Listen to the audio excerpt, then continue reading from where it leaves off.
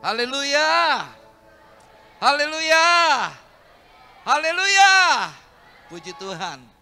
Ya, saya senang sekali ini kegiatan PGPI yang keempat dalam acara Natal tanggal 16 di Semarang, kegiatan Natal Semarang Raya, lalu 17 Pekalongan Raya, tanggal 20 Keduraya, dan hari ini Banyumas Raya, lalu tanggal 27 Senin datang Pati Raya, dan terakhir tanggal 31.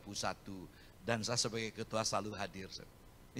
Ya, saudaraku yang saya kasih dalam Tuhan Yesus Kristus, terima kasih kepada Korwil Banyumas Raya, Bapak Pendeta Robert Pasanda, Sohib, dan teman akrab saya. Terima kasih buat Pak Yunus, boleh katakan atasan saya karena beliau salah satu ketua di DPP PGPI Pusat. Saudaraku, terima kasih buat ketua panitia yang boleh memimpin kegiatan Natal kali ini. Terima kasih juga kepada ketua-ketua PGPI ya wilayah Cilacap, Purbalingga, Banjarnegara, Banyumas. Terima kasih, saya berikan apresiasi yang luar biasa. Ya puji Tuhan, sungguh saya bersyukur tahun ini tahun yang luar biasa. Kegiatan Natal kami tidak disatukan dalam satu kegiatan se-Jawa Tengah. Karena saya melihat, saya punya harapan bagaimana persekutuan antar kita sesama Pentakosta. Saudara, di Bimas Kristen Jawa Tengah, sinode yang terbanyak ada di bawah naungan Aras Nasional yang namanya PGPI. Sehingga Bapak Siswo sebagai Bimas Kristen sangat memberikan tempat PGPI. Ada apapun beliau selalu minta saran kepada kami. Terima kasih buat penyelenggara dari Bimas Kristen untuk kota Prokerto dan sekitarnya. Ya Bapak Ibu Saudaraku, terima kasih buat Ibu Gembala yang saya boleh diizinkan ada di mimbar ini, sungguh saya bersyukur. Ya, saya sendirian karena hari ini sejak kemarin kami dalam keadaan juga sedih. Teman-teman kami di daerah Grobogan mengalami bencana banjir. Berapa teman kami sesama pendeta mengalami pengalaman yang tidak enak, sehingga kemarin saya galakkan pencarian dana, pengumpulan dana, dan tadi kami bagikan. Lalu untuk posko kami tempatkan di Porodadi dan siap semua dan bergerak. Lalu di daerah Kedungwuni ya dekat sana terjadi tanah longsor, bahkan teman kami penasehat PGPI, beliau pendeta GKJ sudah sepuh tetapi menjadi penasehat PGPI. Setiap kegiatan PGPI selalu kami bertemu. Tanggal 17 kemarin kami bertemu, saya sangat sedih, rumahnya beliau 3 lantai rata dengan tanah. Saudara mungkin sudah mendengarkan berita ada 17 korban, itu bisa lebih dari 50 karena ada yang memancing ikan sampai sekarang belum ketemu di kolam pemancingan. Sangat menyedihkan dan kami bagi-bagi tugas sehingga saya sendirian hari ini, padahal kami komitmen kemanapun acara Natal sama-sama ya pemimpin BPH-nya, ya ketua, sekretaris, bendahara, ketua 1, 2, 3 mendampingi saya untuk keliling ke daerah. Saya minta maaf sekali. Nah, saya langsung karena waktu saya cuma 30 menit, saya biasa khotbah 1,5 jam. Ya. Nah, saudara yang saya kasih, mari kita ke Bethlehem. Ya, ini sebuah tema menarik, sebuah tema yang menantang supaya bagaimana saya menyampaikan pesan yang tidak seperti yang lainnya. Karena tema ini sangat membosankan, saudaraku. Sementara ini ajakan, mari sekarang kita ke Bethlehem. Ya, saudaraku, sementara di Bethlehem sepi sekarang ini. Saudara. Tapi semua kita diajak ke Bethlehem, di Bethlehem sepi. Dan saya pun berapa kali batal untuk berangkat karena saya salah satu tour leader juga untuk membawa peserta untuk ziarah. Nah saudaraku yang saya kasih dalam Tuhan Yesus Kristus, mari sama-sama kita baca ayat 11 dari Lukas pasal 2, 3. Hari ini telah lahir bagimu juru selamat, yaitu Kristus Tuhan di kota Daud. Ini menjadi dasar bagi kita untuk merayakan Natal. Saudaraku yang saya kasih, dalam Tuhan Yesus Kristus. Nah saudara, kita melihat konteks. Kalau kita amati Lukas pasal 2 ayat 8 sampai dengan ayat 20. Ya, konteksnya adalah para gembala yang dinyatakan akan berita gembira untuk seluruh manusia. Ini konteksnya. Memang cukup berat kalau kita bicara kalau kita belajar hermeneutik atau belajar hermeneutik untuk sebuah khotbah yang baik bertanggung jawab. Tema mari kita ke Bethlehem sesuatu yang rasanya dengan konteksnya agak berat karena konteksnya ini gembala yang dikunjungi oleh malaikat. Lalu kemudian itu malaikat Gabriel lalu disambut dengan paduan suara malaikat-malaikat yang lain. Nah saudaraku, jadi kita cermati, tidak semua ayat saya bacakan, saya sudah cantumkan supaya efisiensi waktu. Jadi kita lihat Lukas 2 ayat 10, 12 dan 15. Dengan tema sore ini, mari sekarang kita ke Bethlehem. Sebuah pertanyaan yang muncul. Apa makna, apa arti dari tema ini? Kenapa kita diminta untuk mari sekarang kita ke Bethlehem? Ini sebuah ajakan para gembala yang ada di padang gembala untuk menuju ke Bethlehem. Nah saudaraku, ada 3 hal yang coba kita lihat. Saudaraku, yang pertama saudaraku, ada 3 hal. Pertama, karena adanya nubuatan yang ajaib. Saudaraku, ini sebuah ajakan yang luar biasa. Karena penggenapan nubuatan. Ini menunjukkan bahwa kelahiran Yesus itu merupakan suatu nubuatan sejak sekitar 700 tahun sebelum Yesus lahir. Allah berbicara lewat Nabi Mika. Allah menyampaikan nubuatan tentang kelahiran Yesus di kota Bethlehem. Ini sesuatu yang menarik dalam pemikiran orang-orang banyak. Sesuatu yang terjadi di kota besar, paling tidak Yerusalem. Mengapa orang-orang Majus dengan rombongannya datang ke istana Herodes di Yerusalem? Dalam pemikiran mereka di Yerusalemlah tempat sesuatu yang besar terjadi. Tapi Allah menjatuhkan pilihannya di Bethlehem. Mari sama-sama kita baca Mika 5 ayat 1, 2, 3. Tetapi engkau, hai Bethlehem Efrata, hai yang terkecil di antara kaum-kaum Yehuda, daripadamu akan bangkit bagiku seorang yang akan memerintah Israel, yang permulaannya sudah sejak purbakala, sejak dahulu kala. Saudaraku, di sini kita melihat preeksistensinya Yesus. Orang seringkali berpikir Yesus itu ada sejak Natal. Dalam pemikiran orang sehingga mereka menentang kealahan Yesus. Saudaraku, seringkali saya meyakinkan, bahkan secara berseri dalam YouTube saya menyampaikan tentang kristologi, bagaimana preeksistensi Yesus. Sebelum semua ada, Yesus sudah ada. Di sini dikatakan yang permulaannya sudah sejak purbakala, sejak dahulu kala. Tapi saya tidak ingin eksegesis karena butuh waktu. Dan kita lihat dalam ayat 1 ini, hai Bethlehem Efrata, yang terkecil di antara kaum Yehuda.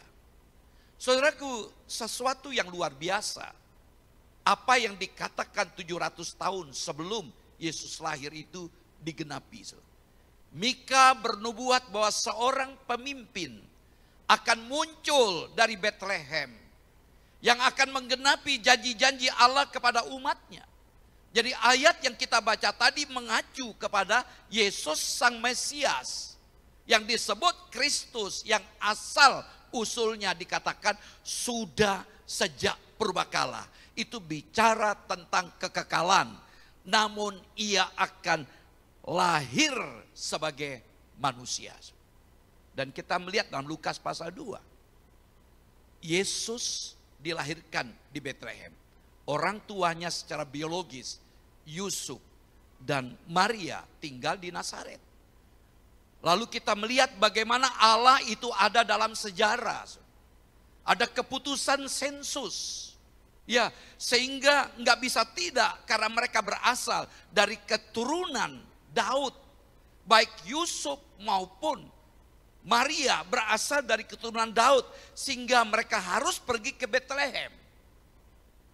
Dan seperti apa yang dikatakan 700 tahun sebelum Yesus lahir digenapi. Ini bukan kebetulan, Allah ada di dalam sejarah. Saudaraku, kelahiran Yesus bukan program. Bukan program seketika. Bukan program yang mendadak. Tapi program ilahi yang sudah lama untuk keselamatan manusia. Ketika Adam jatuh dalam dosa. Apa yang terjadi? Adam dan Hawa bersembunyi. Allah yang kita sembah adalah Allah yang omnipresent dan omniscient. Dia selalu ada dan tahu. Tetapi dalam keunikannya Allah menyatakan perhatiannya. Dalam persembunyiannya Allah berkata kepada Adam dan Hawa, "Di manakah kau?" Disinilah kita melihat kasih Allah adalah kasih yang mencari. Inisiator yang berinisiatif untuk mencari itu adalah Allah. Ketika Yesus dalam Lukas pasal 19, dia makan bersama dengan pemungut cukai yang bernama Zakius. Ahli Taurat Farisi protes. Kenapa engkau makan bersama dengan pendosa? Yesus berkata, Anak manusia datang untuk mencari dan menyelamatkan yang hilang. Itu hatinya Tuhan. Jadi sang inisiator ini yang mengambil sebuah keputusan, datangi Adam dan Hawa, lalu menyampaikan pesan lewat keturunanmu yang akan merebokkan kuasa si ular. Musa menulis kurang lebih 1500 tahun sebelum Yesus lahir. Sudah disampaikan pesan ini. Jadi program kelahiran Yesus bukan seketika. Lewat Adam dan Hawa menjelaskan bagaimana Yesus akan datang lewat garis keturunan Adam dan Hawa. Mengapa di Injil Lukas ditarik dari Adam dan Hawa? Saudaraku, ringkas cerita kalau kita melihat dalam sejaman dengan Nabi Mika, dalam Yesaya 7 ayat 14 dijelaskan lewat seorang gadis, kata gadis Alma, seorang perempuan Alma, betul-betul seorang perawan yang belum tersentuh oleh laki-laki, akan melahirkan seorang anak laki-laki namanya Immanuel. Dan Allah memanggil Maria lewat Gabriel, engkau akan melahirkan seorang anak laki-laki dan namanya Yesus. Maria mempersoalkan itu. Dalam Lukas 1:34, bagaimana mungkin hal itu bisa terjadi karena aku belum bersuami. Kalau pakai teks bahasa gaul dari kata Yunani, ginosko, aku belum diapa-apain oleh Kang Mas Yusuf. Bagaimana mungkin aku bisa hamil? Tapi dalam hikmatnya Allah, kita melihat saudaraku di Yehuda, di Bethlehem yang ada di Yehuda ini, Allah membuat sejarah. Apa yang dikatakan masa lalu digenapi. Marilah kita percaya setiap pernyataan Tuhan ini bukan ramalan, sesuatu yang pasti. Allah kalau berkata ya, di atas ya. Mari saudaraku, kita baru masuk 23 hari tahun 2025. Banyak hal yang bisa mengusik pikiran dan perasaan kita. Begitu banyak gaduhnya, berita-berita, riuhnya, informasi-informasi yang bisa menggoyangkan iman kita. Mari kita belajar. Ya, Yesus tidak akan pernah membiarkan saudara dan saya. Yesus tidak pernah akan meninggalkan saudara dan saya. Apa yang dinyatakan selalu ya di atas ya. Mari kita mempercayakan itu. Dunia boleh gonjang-ganjing, kita tetap percaya. Yang kedua yang kita pelajari, kerendahan hati yang ajaib. Mari kita ke Bethlehem, kita melihat bagaimana nubuatan yang ajaib Allah menggenapi apa yang dinyatakan di masa lalu. Tergenapi. Ini membuat kita percaya kepada Allah. Jangan ragukan Allah. Yang kedua, kerendahan hati yang ajaib.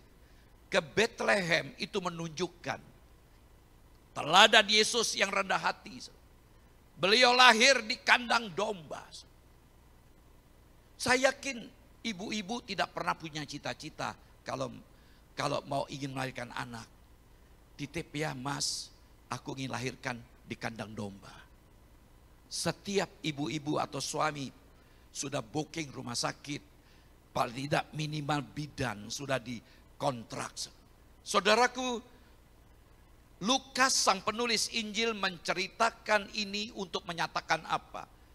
Tentang kemanusiaan Yesus dan sekaligus kerendahan hatinya. Di mana Yesus yang lahir itu sehakikat dengan Allah Bapa. Tetapi dia yang adalah Allah, dia merendahkan dirinya.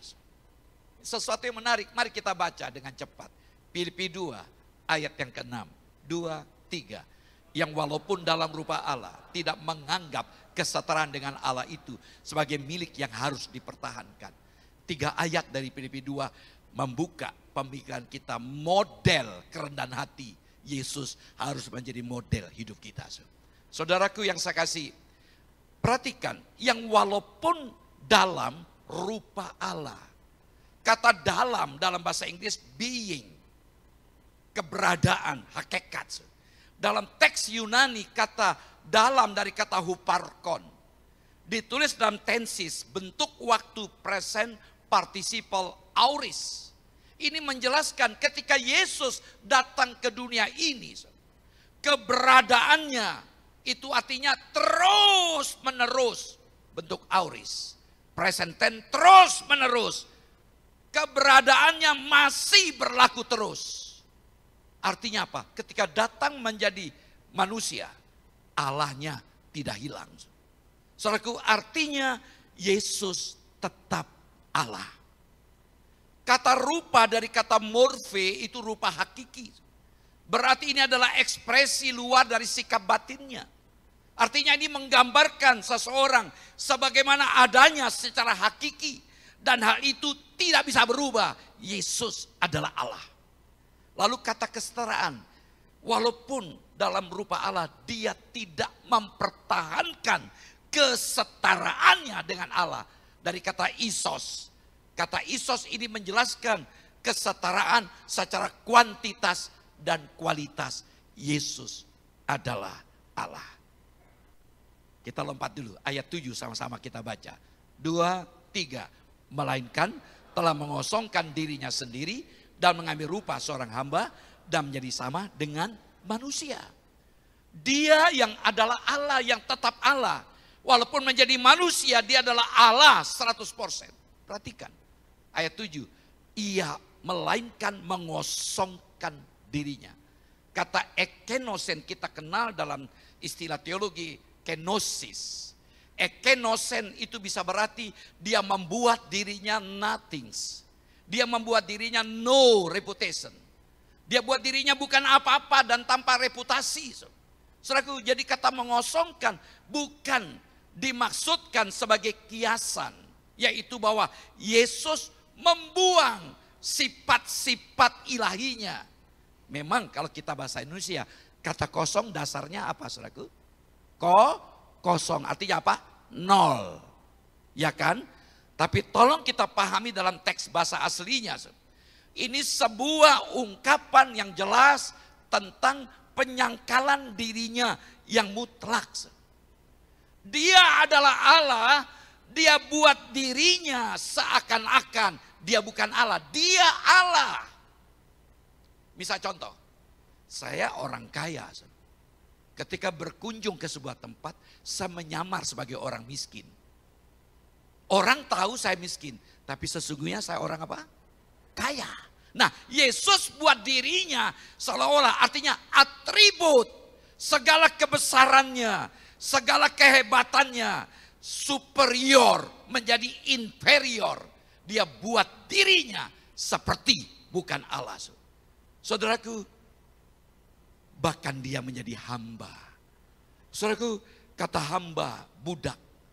Dia membuat dirinya budak. Artinya apa? Dia memposisikan diri sebagai seorang yang tidak punya hak atas dirinya. Budak tidak punya hak. Hidup matinya di tangan majikannya. Kalau majikannya nggak mau pakai dia, orang China berkata, puhui tayung, nggak bisa dipakai lagi, dibuang. Itulah hamba. Dan Yesus memposisikan dirinya. Dia tidak punya hak atas dirinya. Haknya cuma satu, melakukan kewajiban, perintah majikannya. Artinya dia melepaskan hak kebesarannya, sang penciptanya. Dia lepaskan semuanya. Saudaraku yang saya kasih. Artinya, sorry, minta maaf ya.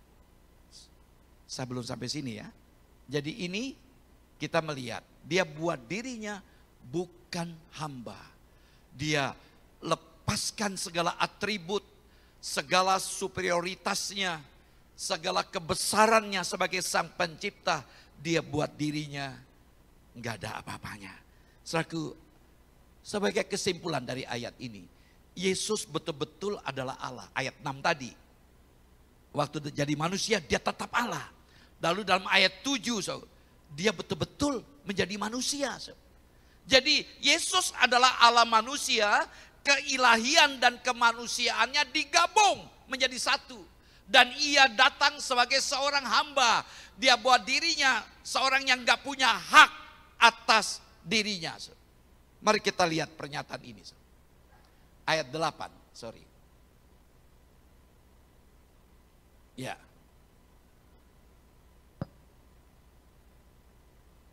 Mari kita baca ayat 8.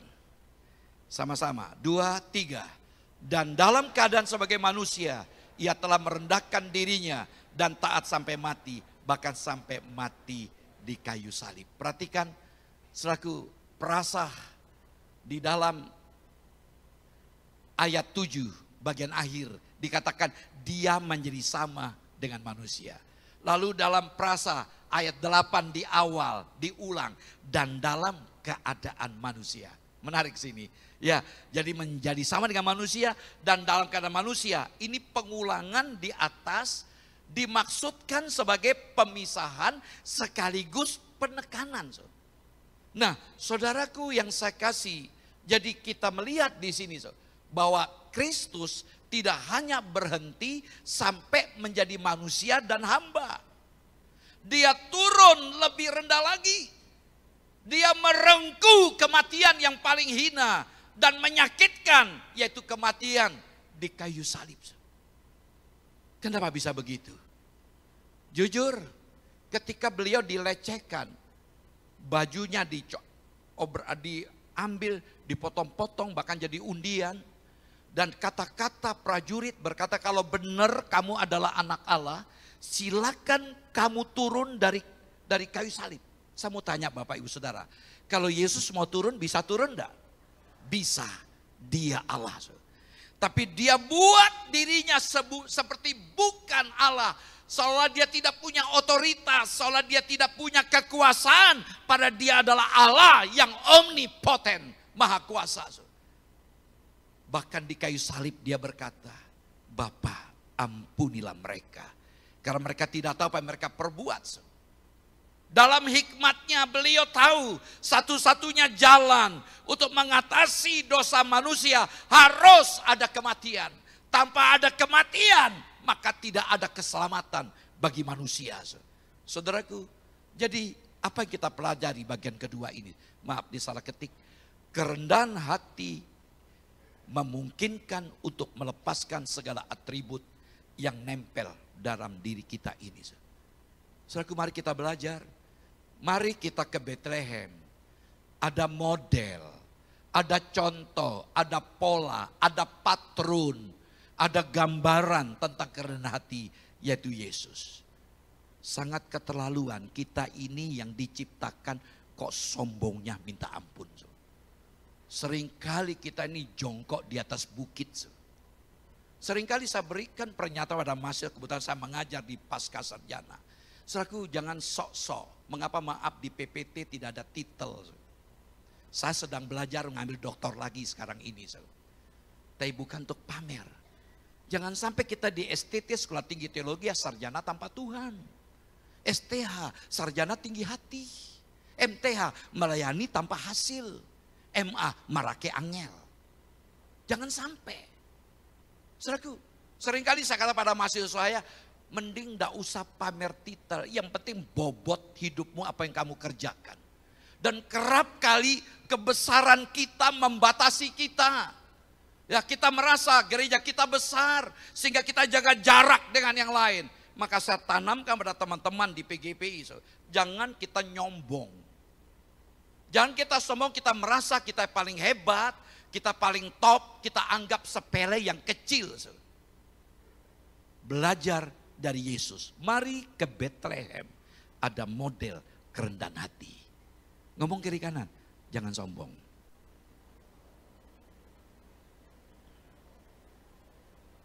Maaf ya, orang yang sombong, saudaraku, gampang jatuhnya. Banyak saya amati teman-teman saya yang nyombong, jatuh. Yang terakhir, mari kita ke Bethlehem. Saudaraku, ada apa? Ada kelahiran yang ajaib. Kita baca ulang dari ayat 10. Lukas 2 ayat 10, 11, 2, 3. Lalu kata malaikat itu kepada mereka, jangan takut sebab sesungguhnya aku memberitakan kepadamu kesukaan besar untuk seluruh bangsa. Hari ini telah lahir bagimu juru selamat, yaitu Kristus Tuhan di kota Daud. Ada kelahiran yang ajaib. Aneh kan? Enggak melakukan hubungan suami istri bisa hamil. Saudaraku yang saya kasih, kita melihat di sini. Ini hal yang menarik dikatakan oleh malaikat. Jangan takut. Saudaraku, jangan takut. Perhatikan. Kata jangan takut itu merupakan salah satu tema kunci dari kisah Natal. Jadi Natal itu terjadi supaya saudara dan saya jangan takut. Kalau kita melihat bagaimana pesan Tuhan kepada Zakaria, Lukas 1:13, jangan takut. Malaikat Gabriel kepada Maria, Lukas 1:30, jangan takut. Tuhan bicara lewat Zakaria untuk umat Israel, Lukas 1:7, jangan takut. Bahkan kepada Yusuf, Matius 1:20, jangan takut. Jadi dengan kata lain, malaikat menyampaikan pesan begini, saya terjemahkan dengan simpel. Aku memberitahukan kepadamu, teman-teman PGPI di Banyumas Raya, berita baik. Suatu sukacita besar akan datang pada semua orang yang ada di Banyumas Raya. Amin. Saudaraku yang saya kasih, di Bethlehem ada juru selamat yang telah lahir.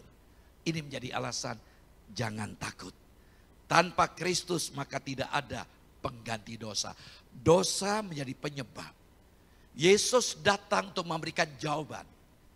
Yang sanggup melepaskan dosa manusia adalah Yesus. Beliau adalah satu-satunya yang memenuhi persyaratan lewat hidup agama kita. Lewat segala perbuatan-perbuatan baik kita.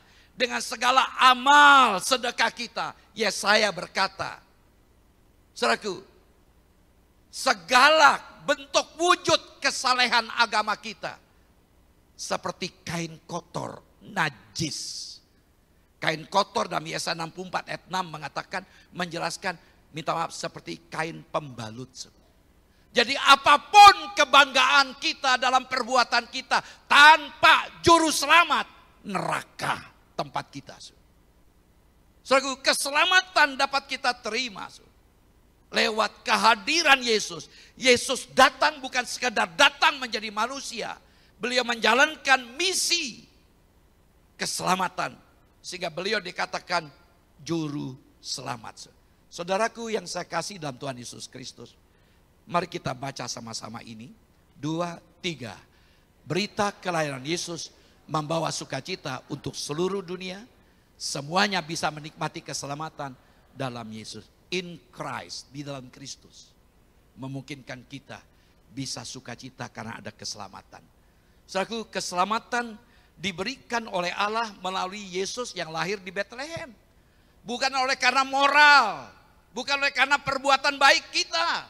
Juru selamat itu adalah Kristus Mesias yang diurapi, merupakan satu pribadi yang sudah lama dinanti-nantikan dan diurapi. Tuhan menunjukkan dirinya sebagai seorang penguasa raja. Mengapa disebut dengan Tuhan Kurios? Juru selamat itu juga adalah Kurios, Tuhan. Yesus adalah sehakikat dengan Allah Bapa. Keselamatan itu tidak tergantung, saudaraku, dengan perbuatan kita. Artinya keselamatan itu tergantung pada juru selamatnya, bukan pada perbuatan manusia. Kita selamat oleh karena Yesus mati untuk Anda dan saya. Perhatikan keunikan juru selamat kita. Yesus yang adalah sehakikat dengan Tuhan dan dia disebut Kristus, Mesias, Raja, penguasa dunia ini. Setiap orang yang berdosa dan percaya kepadanya sebagai Tuhan dan sebagai juru selamat akan mendapatkan pengampunan. Luar biasa, puji Tuhan. Jadi saya katakan di sini berita kelahiran Yesus membawa apa? Sukacita, sehingga kita tidak perlu takut. Amin. Jangan ada kata takut. Nah, saudaraku, sukacita kita tidak bergantung kepada situasi kondisi. Tidak tergantung pada kesehatan. Saya dengan Bapak senior saya, Pendeta Subekti, pernah mengunjungi besuk seorang yang kanker stadium 4. Ya, saudaraku, kami kunjungan, saya waktu itu masih pengerja. Kunjungan, tapi aneh ketika kami mendoakan, justru beliau menasihatin kami. Sampai Pak Bekti katakan dengan saya, Hen, aneh ya, beliau tahu tinggal seminggu lagi hidupnya. Beliau kok malah nasihatin kami, sukacita. Ibu mertua saya sejak 2023 dikatakan stadium 4 cancer. Diperkirakan Maret 2023 minggu awal meninggal dunia, sehingga saya batal pergi ke Holy Land untuk memimpin. Tapi sampai hari ini masih hidup. Itulah keajaiban. Kalau Tuhan berkehendak, umur 85 masih kerja stadium 4. Semua sudah dicopot semua, ginjal satu dicopot, masih tetap segar kuat. Saudaraku, mari kita belajar. Tetapi dengarkan, sukacita kita tidak tergantung pada sikon. Artinya ketika kita tidak enak, ketika kita mengalami kesulitan, masih bisa bersukacita karena keselamatan. Paulus berkata, bersukacitalah senantiasa di dalam Tuhan. Bersukacitalah. Sekali lagi, senantiasa bersukacitalah.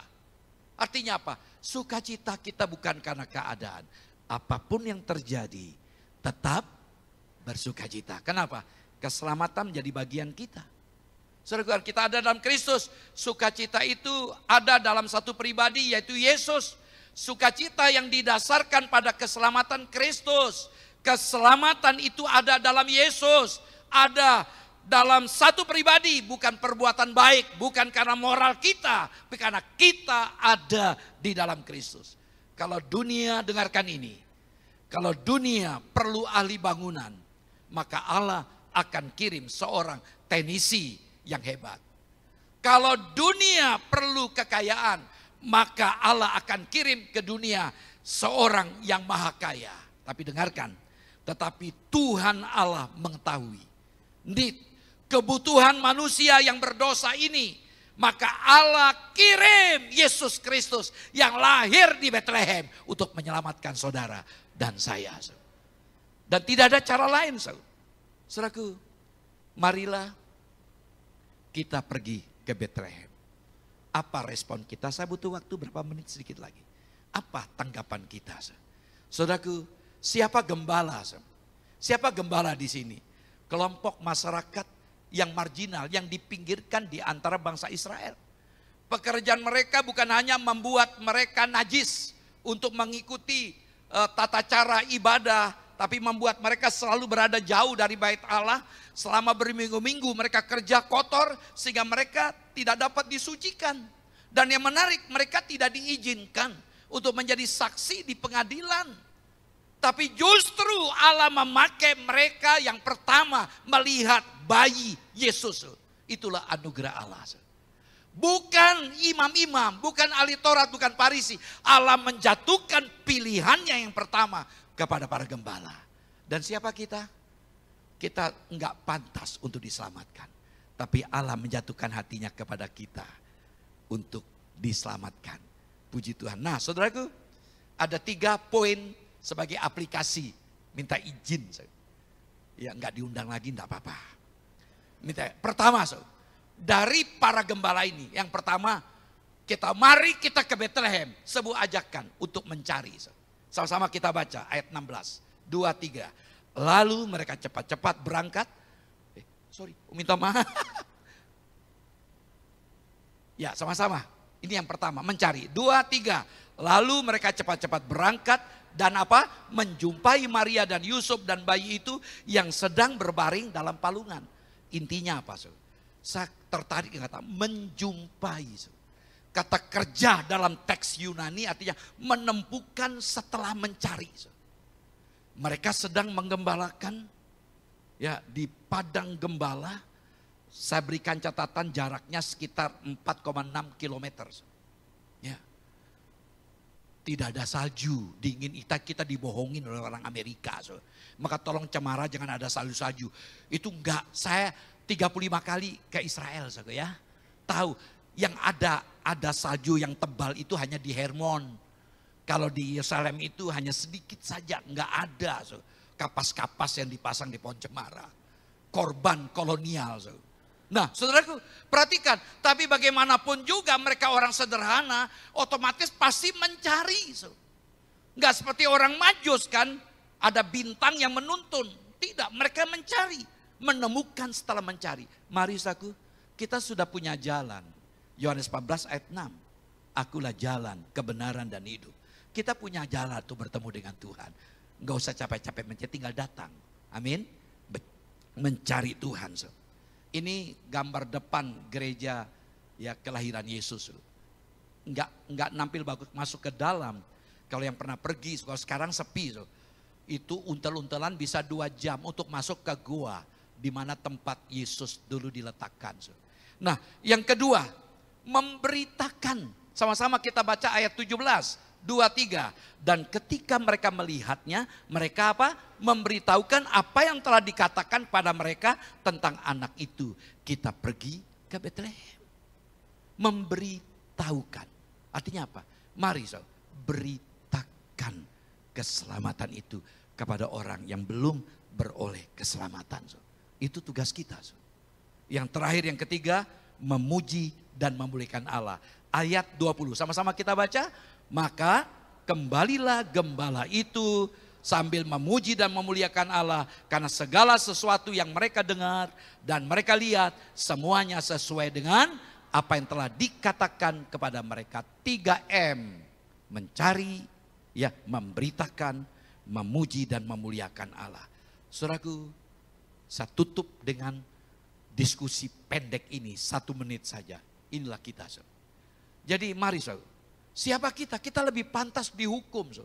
Tapi karya Allah yang ajaib, kita terima Tuhan, mengalami lahir baru. Kita mengalami namanya justification. Ketika kita terima Tuhan, bagaimanapun jahatnya, boroknya kita, ketika kita mengaku dosa kita dan kita terima Yesus, kita dibenarkan justification. Dan efek hasil dari justification itu kita mengalami namanya posisional. Walaupun saudara orang Banyumas, Anda disebut dengan orang kudus. Amin, ngomong kiri kanan, saya orang kudus. Walaupun tinggal di Purbalingga, di Cilacap, saya orang kudus. Secara status, secara posisional, keberadaan saudara secara status dimanapun saudara tinggal, Anda adalah orang kudus. Secara de jure, secara hukum, in law, secara hukum, Anda semua orang kudus. Artinya orang yang dipisahkan dari dosa untuk hidup bagi Allah. Namun tidak boleh berhenti. Tidak boleh berhenti dalam posisi sebagai status saja. Harus yang kedua, mengalami namanya progressive sanctification atau experience. Jadi bicara penyucian, kita orang Pentakosta sangat menekankan personal holiness, kekudusan pribadi. Status kita memang orang kudus, namun jangan puas oleh karena orang kudus. Kehidupan Kristen harus bergerak secara progresif. Itu namanya progresif, bukan Kristen progresif ya, yang heboh itu.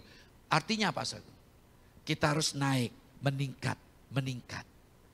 Kita tahu hidup ini daging yang cenderung bawa kita kepada dosa.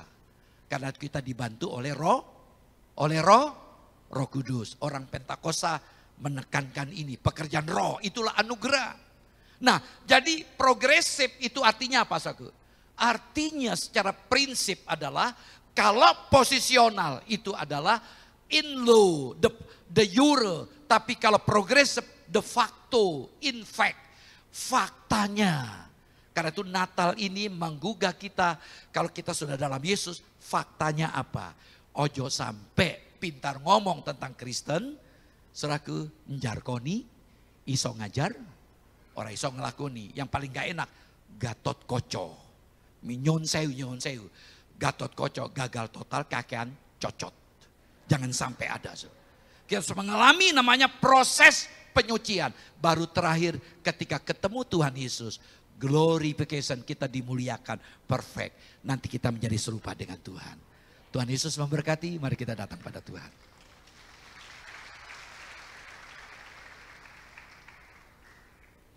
Mari arahkan hati kita kepada Tuhan. Sama dengan hormat, Bapak Pendeta Yunus boleh berdoa untuk firman Tuhan yang sudah kita dengar. Mari kita satukan hati kita kepada Tuhan.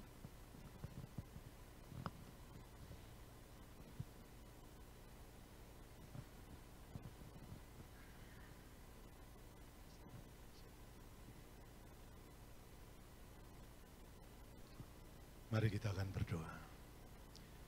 Kebenaran firman-Mu sudah disampaikan oleh hamba-Mu dengan lugas dan jelas.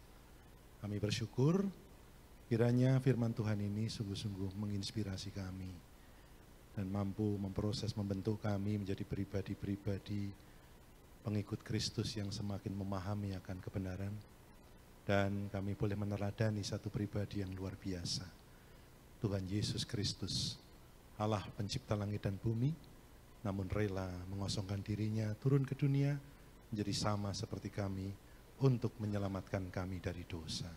Biar kami pertanggungjawabkan keselamatan itu dengan sebaik-baiknya, dan pada waktunya Maranatha, Tuhan Yesus datang kedua kali, kembali kami boleh mengalami pemenuhan janji Tuhan, kemuliaan yang Tuhan siapkan bagi kami yang setia.